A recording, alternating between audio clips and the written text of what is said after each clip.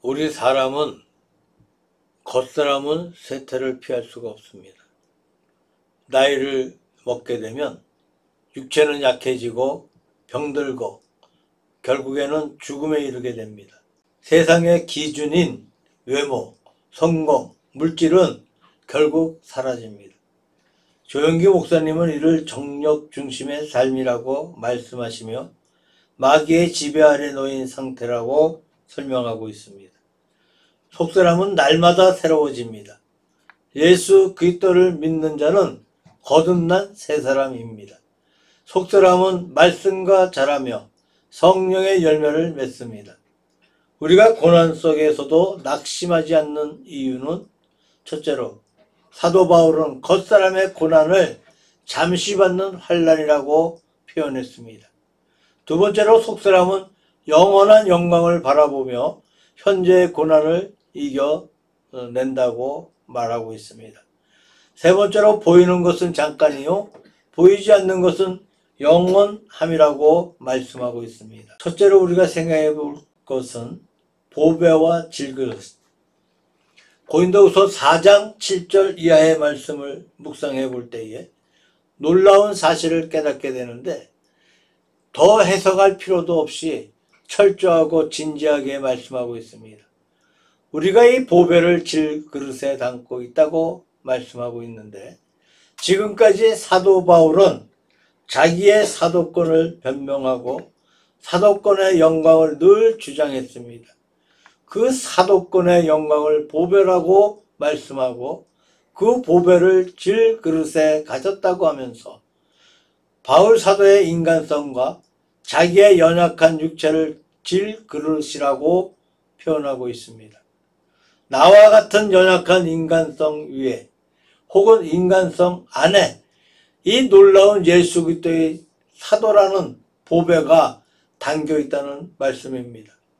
여기에서 바울 사도가 그의 사도권을 영광스럽게 생각하는 존귀한 사명감을 볼 수가 있고 그러면서도 자기 자신을 질그릇이라고 하며 자신을 낮추고 있는 사도 바울의 겸손함을 볼 수가 있습니다.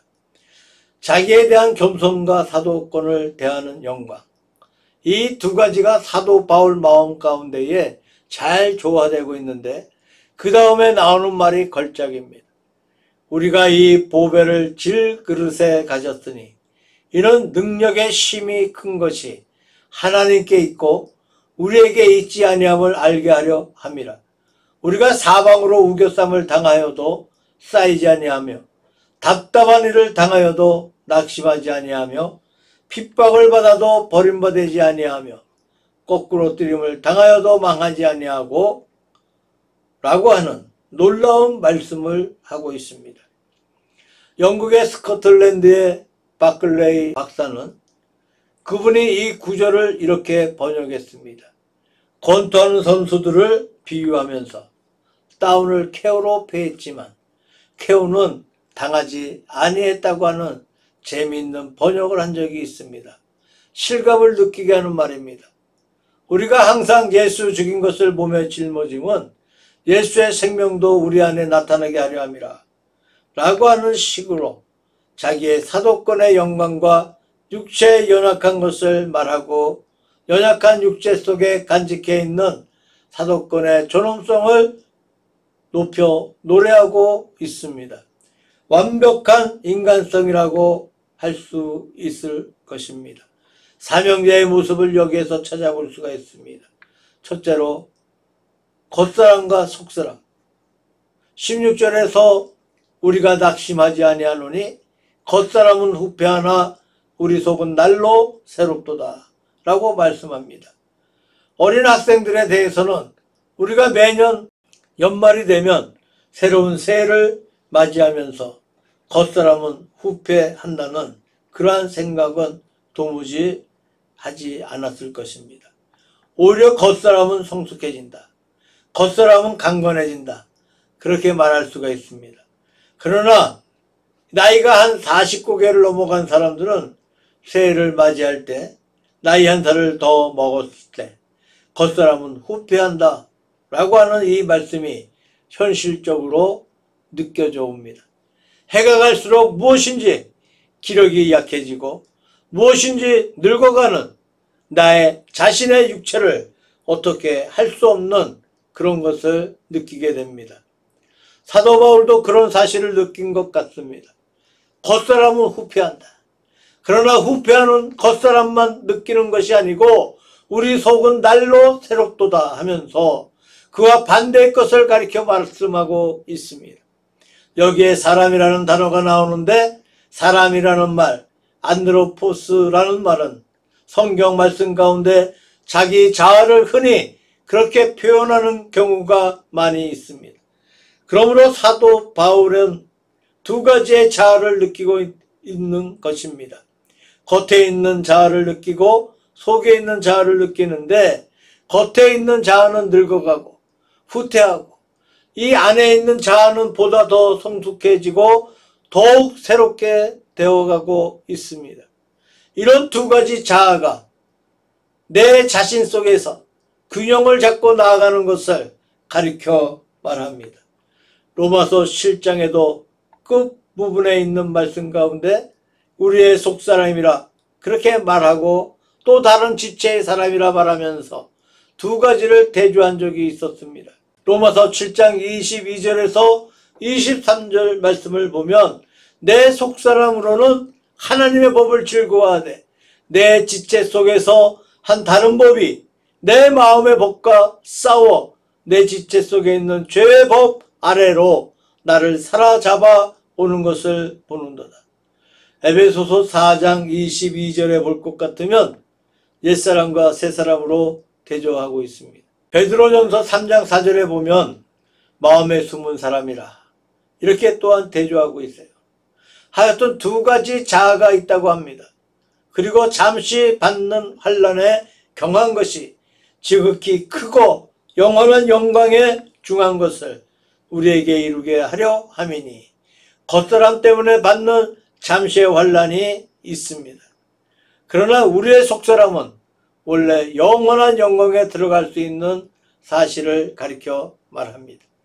여기에서 날로 새롭도다 라는 이 말은 아나카이노, 이 말은 위를 향하여 위로와 카이노스, 새로운의 합성어로 새롭게 하다, 갱신하다 라는 뜻입니다.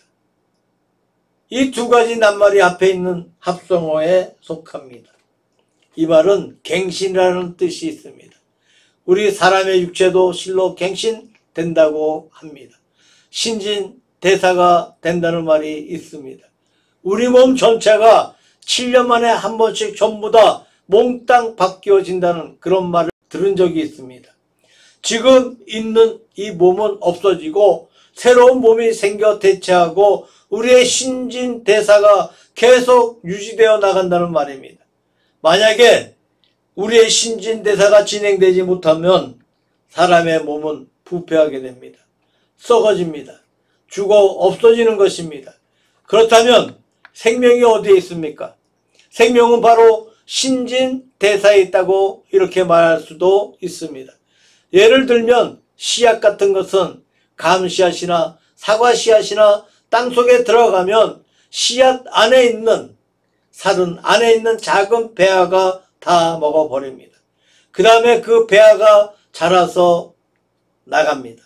다시 말해서 살은 다 썩어져 버리고 배아가 커서 새싹이 ươ터 나오고 새 나무가 되는 이러한 사실을 볼 수가 있습니다. 대리석을 가지고 어떤 석상을 만든다면 무수한 돌 조각이 흩어져서 지저분하게 흩어져 나가지만 그 가운데 석상이 차차 그 모습을 드러나게 됩니다. 신축 가옥에 가서 보면 새로운 집이 완성함에 따라 옛집이 허물어져 가는 것을 볼 수가 있습니다. 이것이 우리 신앙인의 신진대사입니다. 우리의 묵은 것을 멀리 보내버리고 새로운 은혜를 받는 사실을 가리켜 말합니다. 우리가 한번 받은 은혜를 가지고 영원히 사는 것은 아닙니다. 그때 받은 은혜에 또 새롭게 은혜를 받고 또 새롭게 은혜를 받고 이렇게 나아가는 모습을 가리켜 말하고 있는 것입니다. 어떤 분은 말하기를 예수 믿는 것을 자전거 타는 것처럼 믿어라. 그러한 말을 합니다. 저는 자전거를 발명한 사람이 참 머리가 좋았다고 그렇게 생각해 봅니다. 어떻게 두 발로 갈 수 있는가 라고 생각을 했는지 모르겠습니다. 두 발로 서면 넘어질 텐데 갈 수 없는데 세 발이나 네 발이면 가만히 서 있지만 어떻게 두 발로 간다고 생각하고 만들었는지 모르겠습니다. 우리가 자전거를 맨 처음 배워보면 처음에는 안 돼요. 자꾸 넘어지고 또 넘어지고 잘 안 됩니다. 자전거를 만들어서 처음 타보려고 할 때 자기 나름의 이론은 있었지만 막상 해보니까 안 돼. 자꾸 넘어져. 내가 이론을 잘못했나 보다 라고 생각을 했을지도 모릅니다. 그러나 그러다가 성공하게 되었습니다. 그분의 이론이 성립했다는 그러한 사실을 볼 수가 있습니다.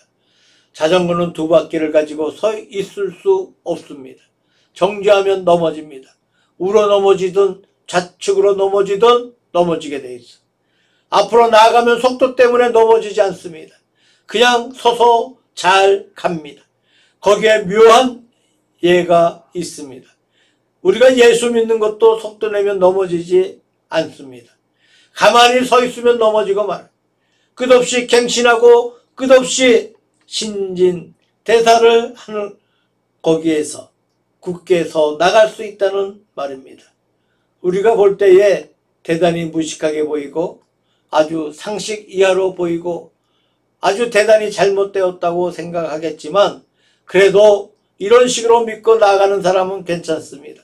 이런 사람은 시험에 들지 않고 신앙생활을 잘하는 반면에 모든 것이 완비된 사람, 그저 모든 것을 올바르게 알고 있는 사람도 가만히 있으면 넘어지고 맙니다.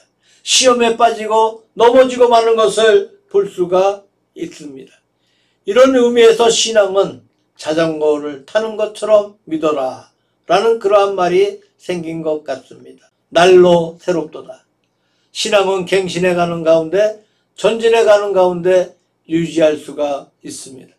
우리가 한 해를 멀리 보내고 또 새로운 해를 맞이할 때마다 과거를 한번 뉘우치고 또 멀리 보내고 또 새 것을 결심하게 되는데 어떻게 느껴지면 그때도 결심했는데 그 전에도 그렇게 결심을 했는데 해보았자 내내 마찬가지더라. 차라리 결심을 하지 말자. 그렇게 생각할 때가 많이 있습니다. 그러나 결심하고 준비했는데 보니까 마찬가지였더라. 경지와 결심하지 아니하는 경지와는 전혀 다른 세계입니다. 결심하지 아니하면 가만히 그냥 서 있는 것이 아니고 후퇴하는 겁니다. 넘어지고 마는 겁니다. 그와 반대로 갱신하는 사람은 가만히 있는 것처럼 보여지는데 생명이 유지되고 있습니다. 날마다 새롭도다. 우리가 날마다 새로운 것을 생각하고 새롭게 나아가는 신앙을 유지해가는 사실을 가리켜 말씀하고 있다고 생각합니다. 우리의 받는 환난은 잠깐입니다. 우리가 누릴 영광은 영원함입니다. 그리고 결론으로 우리의 돌아보는 것은 보이는 것이 아니요 보이지 않는 것이니 라고 오늘 본문에 말씀하고 있습니다. 돌아본다는 말이 있고 보인다는 말이 있어요. 보인다는 것은 단순히 눈을 가지고 보는 사실들입니다. 눈이 빛에 오는 영상들입니다.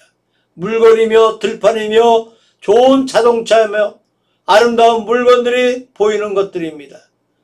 여기 돌아본다. 스코페오는 스코포스, 감시자, 경비원, 표적, 표대에서 유래되었습니다. 주시하다, 관심을 가지고 관찰하다, 목전에 있는 어떤 것을 본다로 삼다. 이러한 것을 의미합니다. 이 말은 단순히 보이는 것이 아니에요. 어두운 데서 응시해서 뜻을 두고 깊이 꿰뚫어 보는 응시하는 상태를 가리켜 말하고 있습니다. 아무리 캄캄한 어두운 밤에도 자세히 하늘을 응시해 보면서 별 2개, 3개쯤은 찾지 못할 밤은 없다는 그러한 성향의 격언이 있습니다. 우리 인생 생활이 아무리 어렵더라도 깊이 우리가 생각하면서 바라보면 그 속에 무엇인가가 있어요. 예사로 보면 보이는 것뿐입니다. 응시해 보면 보이는 것을 넘어서서 무엇인가를 볼 수가 있습니다. 무엇인가 들을 수가 있습니다. 그래서 사도 바울이 우리는 응시하고 있다고 말하고 있습니다. 무엇을? 단순히 눈에 보이는 세계를 응시하는 것이 아닙니다. 그것은 응시할 가치가 있는 것이 아닙니다. 보이지 않는 것들을 향한 응시입니다. 보이지 아니하니까 응시해 보는 것이 아니겠습니까? 보이는 것은 잠깐이요 보이지 아니하는 것은 영원함이니라. 당시에 사도 바울이 본서를 기록할 그 무렵에 세네카라는 스토아 학파의 유명한 스승이 있었습니다. 네로 황제의 스승이었습니다. 그의 말 가운데 보이지 아니하는 것은 속이지 아니한다 라는 그러한 유명한 말이 있습니다. 이것은 세네카의 집에 자기의 넓은 정원 한쪽 구석에 기록되어 있었다고 합니다. 보이지 아니하는 것은 속이지 아니하고 보이는 것이 사람을 속이는 것입니다. 사람은 보이는 것 가운데서 나태해지고 괴로워지고 권태를 느낍니다. 보이지 않는 것은 영원히 새롭습니다. 사랑은 보이지 않습니다. 진리는 보이지 않습니다. 하나님의 거룩한 세계도 보이지 않습니다. 보이지 않기 때문에 우리로 하여금 영원히 그 세계를 사모하게 만드는 것입니다. 이제 올해도 지나간 세계로 우리가 보았던 세계들입니다. 눈을 가지고 보았고 권태를 느꼈고 고통도 느꼈으나 다 가버렸어요. 다가오는 날들은 아직 보이지 않는 것들입니다. 어떤 것이 올지 우리는 알지 못합니다. 우리가 응시하는 것은 지나간 세월의 사건이 아니고 앞으로 올 사건을 응시하고 있습니다. 뜻을 두고 마음을 갖추어서 응시하고 기대하고 바라보는 이런 시점이 되시기를 바랍니다.